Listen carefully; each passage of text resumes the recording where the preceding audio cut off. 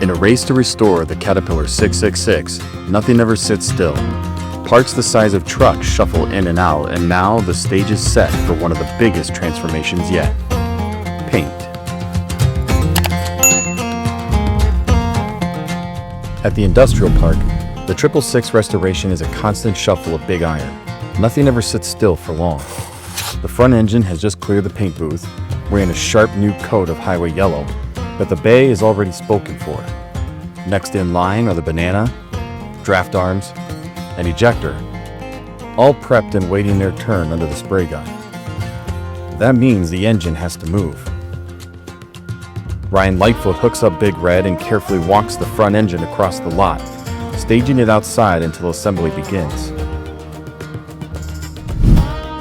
Meanwhile, inside the assembly bay, Scott Helmricks, Jacob Martin, and George Tegler stay busy buttoning up the bowl so it can be moved to paint prep. Fog rolled in overnight, and with it comes the next move in the big iron shuffle. The bowl rolls out of the assembly bay, bound for paint prep, and soon after, a fresh coat of yellow. With the bay cleared, the front engine gets hooked up once more and walked inside.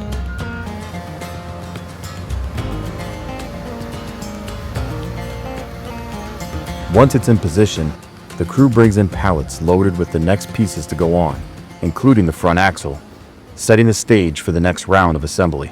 Okay, as you can see behind me here, we've got the tractor back in now from paint. Everybody's been watching, everything's been going out. Things are coming back in now, and now is when the real puzzle begins. We've got the front tractor back in here now, the front axle, and the assembly. We've got some tinware for the dash in here, and the floor plates. We start putting the linkages back together. The big puzzle starts. It's everybody helped tear it apart. Everybody's got to help put it back together, but we didn't know who took what off. Now it's like, and where does it go? The bowl has been blasted clean and prepped for the next step that always makes a restoration feel like it's turning a corner. A fresh coat of highway yellow. But getting a piece of iron this size ready for paint is no small task. The surface has to be perfect, every inch sanded and detailed, before the spray gun ever comes out. Only then can the transformation begin. We've got a lot of the prep work done on it so far. We ended up bumping into some things on the sidewall and stuff that we went ahead and fixed after the primer set up a little bit. So the front tube is original. So it is very old. It's been around a long time. So some of the issues we have with this old steel and working with this is if you just take and sand it just a little bit, if you run the DA over it like that, you can see the different color there and the pattern that's in it. So that's just years and years and years of wear and tear and rust and mill scale from the steel mills. And that's what we're trying to get rid of, so it's not all blotchy like that. So a good way to explain all this is knowing what to do, where we kind of categorize surface areas as, 1, 2, 3 surface area. 3 would be you're not going to see it. You can just make sure that the quality is still there with the adhesion promotion. A 2 would be where you could possibly see it if you really got in the workings of the bowl. So you would just step it up a notch. So you would go a little further in the cosmetic of it. And a 1 surface would be what you're going to see and what you want to look nice and smooth and glossy. So you spend your time getting them areas perfected more. With this paint and this primer, we finish with 220 on a surface like this. Every job is a little bit different. Every surface can be different, but the finer sandpaper you use on sanding like just before you paint, the smoother your paint job is. So we're dealing with a really thick, durable Imron paint, and that'll cover up 220 scratches really well, so you won't even see them. Once the bowl surface is sanded glass smooth, Ryan and Scott Torkelson blow out every nook and cranny, making sure no dust is left behind. Then comes the moment everyone waits for. Paint time. But laying down highway yellow isn't as simple as just spraying it on and calling it good. There's a process to how they get the paint and equipment dialed in, before a single coat hits the steel. Right now what I'm doing is, this is going to take roughly 10 gallons of paint. Might be a little bit more, but we'll dial that in later.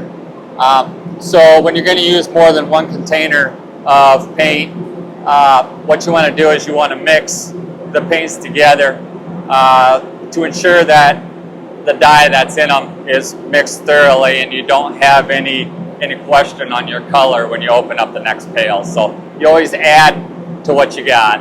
Okay, so what we use to spray would be a 2.5 gallon pressure pot. So this works really good for what we do in our facility and our process and how we do things. So we do various colors. We need it to be adjustable so we can change the flow, the air very easily. And this works great for that. So what this is it's solvent. What we have to do is flush out our lines, and we have to have a positive pressure of solvent in our paint lines as it's setting there. So if you don't keep it full of that solvent, what happens is that paint starts gumming up and it stays in the line, and then when you go to spray the next time, your tip will be clogging up, you'll have specks in the paint, and it'll just cause all kinds of problems. So we always keep it the whole line. So we got 50 foot of spray line. One is air and one is fluid, and we actually are set up here to run a Graco electrostatic spray gun. So we had the solvent inside the pot here, and we had the lines full of that gun flush paint solvent. So what I do is I take a paint liner and I'll put it in, make sure it's all lined up and sealed up, and then I need to get our paint that we have mixed up, and then measuring stick. Now what we do is we mix this 4 to 1. So what I do is I just put the measuring stick in the pot here. And what I'll do is 4 parts of the color.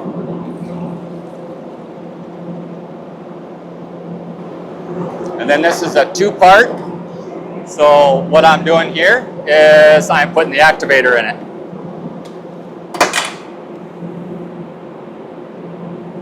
So 4 parts of color and 1 part of the activator. So what I got here is it's a reducer for this industrial I'm on. What it does, it's like a solvent. What it does is it thins the paint out, and we just put a very little bit because we want the mill thickness we want. We just want it to lay and look a little nicer for everybody. So what I do is I put, just from experience, I've learned that that's about 1%. And that's what's really nice about this is this is really flexible. It's just a good product for us to do what we need to do here.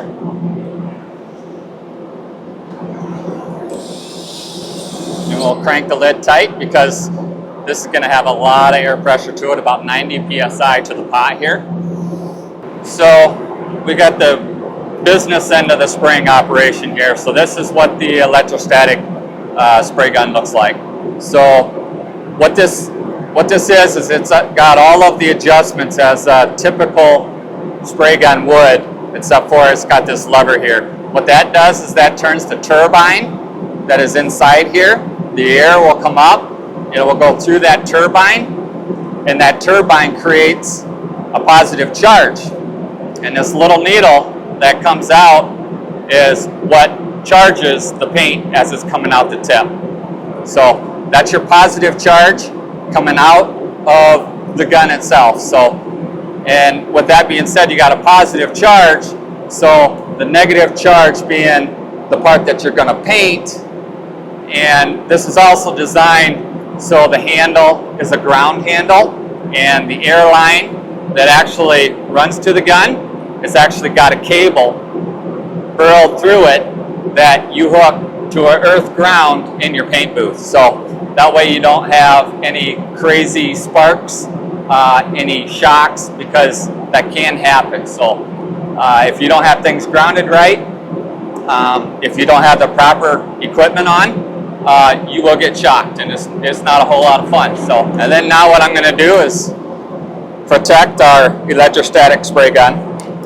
So this works great for us. They make covers for it, but this works great. So it's just a plastic bag.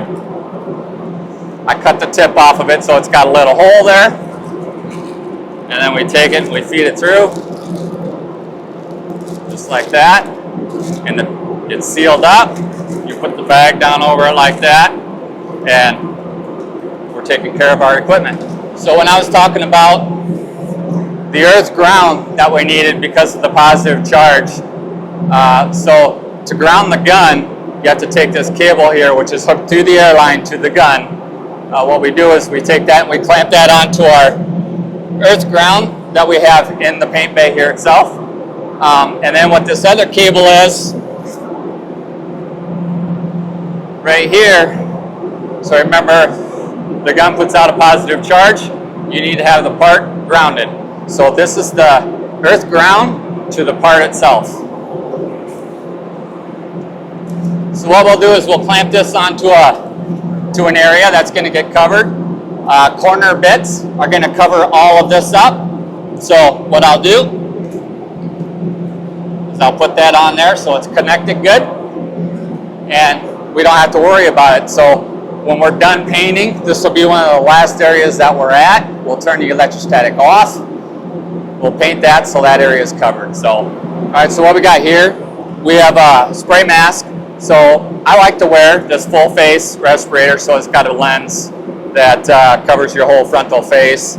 It's got the filters on it. And what this does is it'll go on your head and protect the rest of your head from getting paint on it. Because remember, it's electrostatic, so you got a positive and negative, and you are actually going to be a ground so you don't get shocked.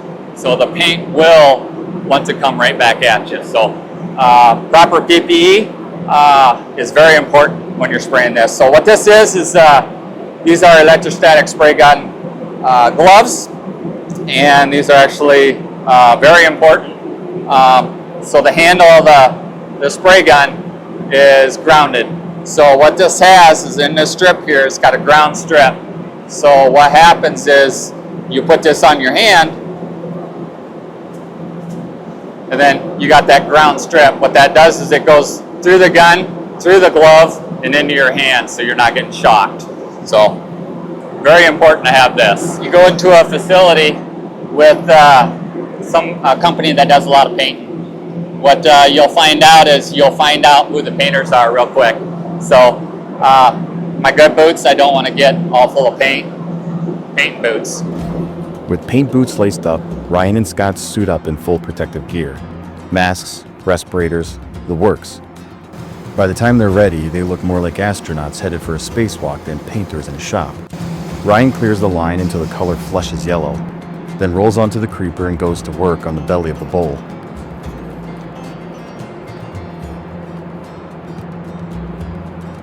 Years of experience show in the way he moves, fast and confident, covering steel with every pass.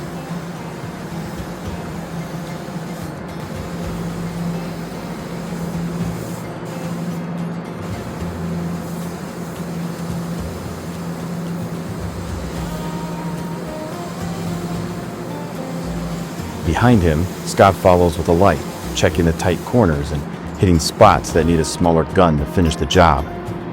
They make quick work of covering the bowl, but it takes more than a steady hand to pull it off. A restoration of this size demands a painter's eye for detail, and the stamina to keep that precision pass after pass until the job is done.